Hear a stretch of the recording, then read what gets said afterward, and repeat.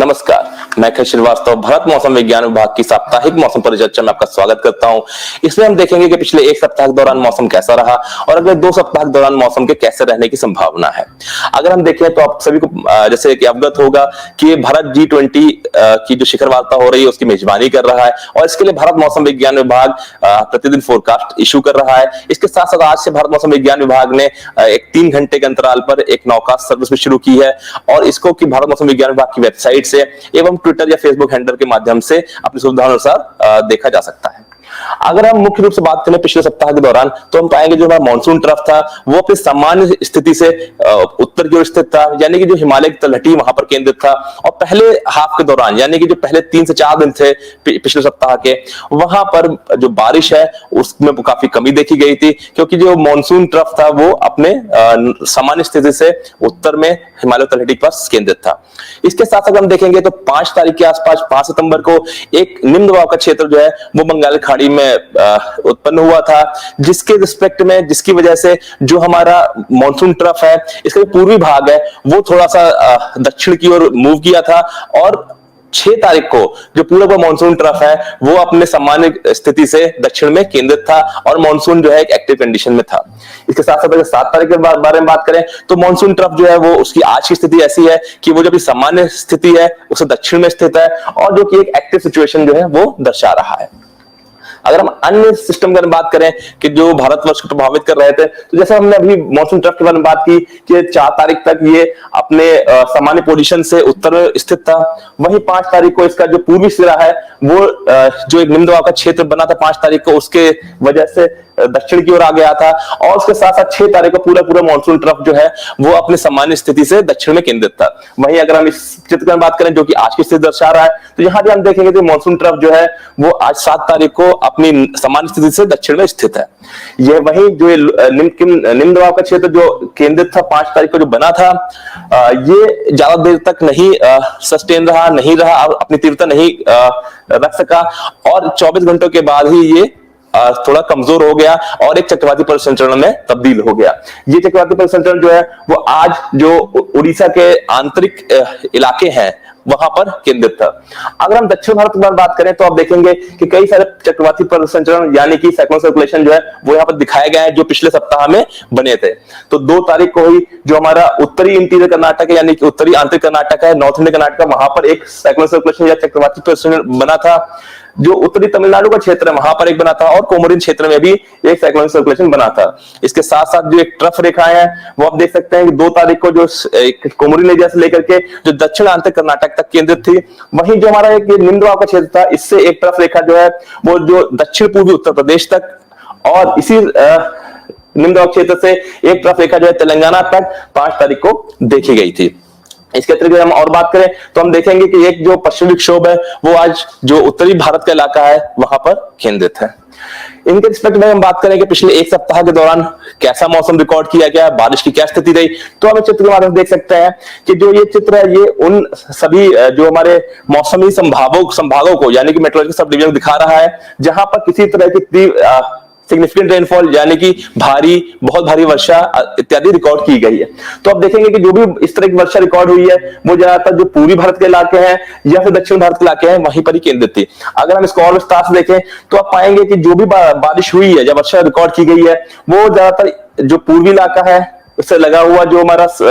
मध्य भारत का इलाका है एवं दक्षिण प्रायद्वीप का इलाका है वहीं पर बारिश रिकॉर्ड की गई थी। ये जैसे कि हमने बताया कि निम्न दबाव का क्षेत्र था उसकी वजह से ही जो ट्रफ की पोजीशन थी वो शिफ्ट हुई है जिसके कारण ये अच्छी बरसात हमको इन सभी क्षेत्रों में देखने को मिली है। इसके साथ साथ अगर हम बात करें बारिश की वर्षा पूरे सप्ताह के दौरान तो ये इस चित्र में आप देख सकते हैं जो भी पीले और लाल रंग से क्षेत्र दिखाए गए हैं वहां पर वर्षा सामान्य से कम रिकॉर्ड की गई है। जो लाल क्षेत्र है वहां पर -20% से -59% कम सामान्य से वर्षा रिकॉर्ड की गई है इस सप्ताह के दौरान और जो हमारे पीले रंग से क्षेत्र दिखाए गए हैं वहां पर -60 से -99% तक वर्षा कम रिकॉर्ड की गई सामान्य की तुलना में। वहीं पर अगर आप जो हरे क्षेत्र देख रहे हैं यहाँ पर सामान्य वर्षा रिकॉर्ड की गई है और जो भी नीले और गहरे नीले रंग से दिखाए गए हैं वहां पर सामान्य से अधिक वर्षा रिकॉर्ड की गई है। अगर हम पूरे सीजन के बारे में बात करें यानी 6 सितंबर तक जो हमारा मानसून दक्षिण पश्चिम मानसून का सीजन है उसकी बारिश की स्थिति है तो आप देखेंगे कि तुम्हारा जो ये थोड़ा सा पूर्वी उत्तर प्रदेश, बिहार, झारखंड, गंगीय पश्चिम बंगाल, नागालैंड, मणिपुर, मिजोरम, त्रिपुरा, जो पश्चिमी मध्य प्रदेश, मराठवाड़ा, मध्य महाराष्ट्र, दक्षिण आंतरिक कर्नाटक, केरला और लक्षद्वीप, इन सभी क्षेत्रों में जो ये हमारे मौसमी संभाग है, यहाँ पर सामान्य से कम वर्षा रिकॉर्ड की गई, यानी कि सब डेफिशिएंट कैटेगरी में वर्षा रिकॉर्ड की गई है इस पूरे सीजन के दौरान, अगर हम इसको तुलना करें सामान्य वर्षा की के साथ में। इसके साथ साथ आप देखेंगे जो भी हरे रंग से दिखाए गए क्षेत्र हैं, इन सभी क्षेत्रों में सामान्य वर्षा रिकॉर्ड की गई है, और नीले क्षेत्रों में सामान्य से अधिक वर्षा इस पूरे जो काल है हमारा 6 सितंबर तक का इस दक्षिण पश्चिम मानसून का, उसमें रिकॉर्ड की गई है। अगर इनको आंकड़ों के माध्यम से समझे तो पिछले एक सप्ताह के दौरान यानी 31 अगस्त से 6 सितंबर के बीच में अमूमन भारत में 47.7 मिलीमीटर वर्षा रिकॉर्ड होती है, जबकि इस साल हमें 29 मिलीमीटर वर्षा रिकॉर्ड की गई है, जो कि 39% सामान्य से कम है, यानी कि एक डेफिशिएंट कैटेगरी में रही है। वहीं अगर हम पूरे सीजन की बात करें 1 जून 2023 से 6 सितंबर 2023 के बीच में, तो सामान्यतः इस अवधि के दौरान 741.6 मिलीमीटर वर्षा रिकॉर्ड होती है भारतवर्ष में। वहीं हमें इस वर्ष 657.6 मिलीमीटर वर्षा रिकॉर्ड हुई या प्राप्त थी, जो कि सामान्य से -11% कम थी। जो हमारा नॉर्मल या सामान्य मानसून का क्राइटेरिया है, उसमें -19 से +19% वर्षा सामान्य के सापेक्ष में वो नॉर्मल कैटेगरी में आती है। तो हमारे जो ये ऑल इंडिया वर्षा है वो अभी नॉर्मल कैटेगरी में है इस अवधि के दौरान। अगर हम फोरकास्ट की बात करें तो आप जैसे देखेंगे कि जो नीचे के जो मैप आप देख पा रहे हैं, ये हमारा आईएमडी का एक्सटेंडेड रेंज फोरकास्ट सिस्टम है, उससे जनरेट किए गए हैं, जो हमें अगले एक सप्ताह के दौरान वर्षा कैसी रहेगी और इसका जो सामान्य तौर पर जो वर्षा इस हफ्ते में रिकॉर्ड होती है उससे क्या भिन्नता रहेगी, उसको दर्शा रहा है। तो जैसे हमने बताया कि मानसून ट्रफ अभी आपका दक्षिण में स्थित है अपने सामान्य पोजीशन से, इसके साथ साथ एक चक्रवाती पथ संचरण है जो कि आंतरिक उड़ीसा के आसपास केंद्रित है। इसके रिस्पेक्ट आप देखेंगे कि जो मानसून की वर्षा है वो आप देखेंगे तो काफी हद तक आपको दिखेगा कि जो मध्य भारत, जो पूर्वी भारत का इलाका है और जो पूर्वोत्तर भारत का इलाका है, यहाँ कई जगह वर्षा अच्छी दिखाई दे रही है। यही अगर हम इसको कंपेयर करेंगे सामान्य वर्षा के तौर पर, तो हम देखेंगे जो हमारा मध्य भारत का इलाका है उससे लगे हुए जो उत्तर पश्चिम भारत के इलाके हैं, पूर्वी भारत के इलाके हैं, इन सभी क्षेत्रों में सामान्य से अधिक वर्षा होने की संभावना है। वहीं जो हमारे पश्चिम भारत का जो हमारा दक्षिण भारत का इलाका है, दक्षिण प्रांतीय भारत के इलाके हैं, और जो हमारा उत्तर पश्चिम भारत के अन्य इलाके हैं और पूर्वोत्तर भारत के इलाके, यहाँ पर सामान्य से थोड़ी सी कम वर्षा देखी जा सकती है एक सप्ताह के दौरान। ओवरऑल हम बात करें मानसूनी वर्षा का, तो हम कहना चाहेंगे कि ये करीब करीब समान होने की संभावना है पूरे भारतवर्ष के ऊपर। सिर्फ जो कुछ जो हमारे कुछ हिस्से होंगे उत्तर पश्चिम भारत के और दक्षिण प्रांतीय भारत के, वहां पर इस सप्ताह में वर्षा जो है वो सामान्य से थोड़ी सी कम होने की संभावना है। अगर हम रेनफॉल वार्निंग पर बात करें यानी कि चेतावनी पर बात करें, तो हम देखेंगे कि जो हमारा पूर्वोत्तर भारत का इलाका है इसमें अगले 5 दिनों के दौरान भारी वर्षा की चेतावनी जारी की गई है, और जो हमारा मध्य भारत में इसमें आप देखेंगे खासतौर से मध्य प्रदेश, गुजरात का जो क्षेत्र है और मध्य महाराष्ट्र और कोंकण और गोवा, इन सभी क्षेत्रों में कुछ एक स्थानों पर भारी से बहुत भारी वर्षा होने की चेतावनी जारी की गई है। वहीं केरला में भी आज भारी से भारी बहुत भारी वर्षा होने की संभावना है कुछ एक स्थानों पर। इसके लिए ऑरेंज कलर की वार्निंग जारी की गई है और इसके लिए उपयुक्त प्रिकॉशनरी मेजर जो भी सुझाव या चेतावनी जारी की जा रही है उसके लिए कदम उठाने की आवश्यकता है। इसके अतिरिक्त हम देखेंगे कि जो हमारा पूर्वी भारत है इसमें देखेंगे तो अगले 2 दिन के बाद से जो है वो चेतावनी कम कर दी गई है, क्योंकि जैसे हमारा सर्कुलेशन जो है वो और वीक हो जाएगा तो हमारी वर्षा की गतिविधि में थोड़ी कमी होगी। वहीं दक्षिण प्रांतीय भारत में बात करें तो आप देखेंगे कि दक्षिण प्रांतीय भारत में अगले 5 दिनों के दौरान कहीं कहीं पर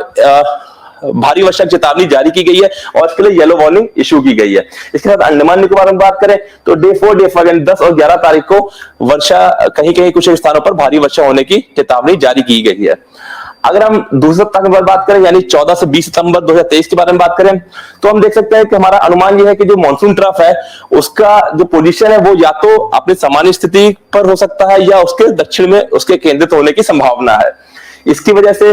जो बारिश का सिचुएशन है वो आप इस मैप से फिर से देख सकते हैं, जो कि ईआरएस से जनरेट किया गया है यानी extended range forecast system generate किया गया है। इसमें हमारा अनुमान यह है कि आइसोलेटेड हैवी से वेरी हैवी रेनफॉल यानी कि कुछ एक स्थानों पर भारी से बहुत भारी वर्षा जो है वो जो आपका सेंट्रल इंडिया यानी मध्य भारत, इससे पास का जो हमारा पूर्वी भारत का इलाका है और जो हमारा पूर्वोत्तर भारत का इलाका है, इन सभी क्षेत्रों में कुछ एक स्थानों पर भारी से बहुत भारी वर्षा देखने को मिल सकती है दूसरे सप्ताह में यानी 14 सितंबर से 20 सितंबर के दौरान। अगर इसी को हम इस एनोमली के माध्यम से यानी कि विसंगति के माध्यम से देखें तो आप पाएंगे कि जो हमारा इसमें भी आप देख सकते हैं कि जो हमारा मध्य भारत का इलाका है, पूर्वी भारत का इलाका है और पूर्वोत्तर भारत का इलाका है, यहाँ पर वर्षा जो है सामान्य से अधिक होने की संभावना है। वहीं जो हमारा दक्षिण प्रायद्वीप का जो मध्य भाग है वहां पर कुछ एक स्थानों जो वहां पर कुछ एक क्षेत्रों में वर्षा जो है सामान्य से कम हो सकती है। वहीं उत्तर पश्चिम भारत में वर्षा जो है वो बहुत हद तक सामान्य के करीब दर्शाई गई है इस मैप के दौरान। तो अगर हम ओवरऑल बात करें तो जो वर्षा है वो हमारा अनुमान ये है कि वो सामान्य से अधिक होने की संभावना है पूर्वी भारत के ऊपर, पूर्वोत्तर भारत के ऊपर, और ये सामान्य या सामान्य से अधिक होने की संभावना है मध्य भारत के ऊपर। और बाकी के ज्यादातर क्षेत्रों में हमारा अनुमान यह है कि सामान्य वर्षा के ही चांसेस ज्यादा है, जिसमें कि हमारे जो नॉर्थ वेस्ट इंडिया और जो हमारा दक्षिण प्रायद्वीप भारत या उत्तर पश्चिम भारत, इन सभी क्षेत्रों पर वर्षा सामान्य होने की संभावना है। ओवरऑल अगर हम बात करें दोनों सप्ताह की तो हमारा अनुमान यह है कि जो बारिश है पूरे कंट्री के बात करें, पूरे देश के बात करें, तो वर्षा के सामान्य होने की संभावना है अगले 2 सप्ताह के दौरान। अगर अब हम बात करें नॉर्थ इंडियन ओशन में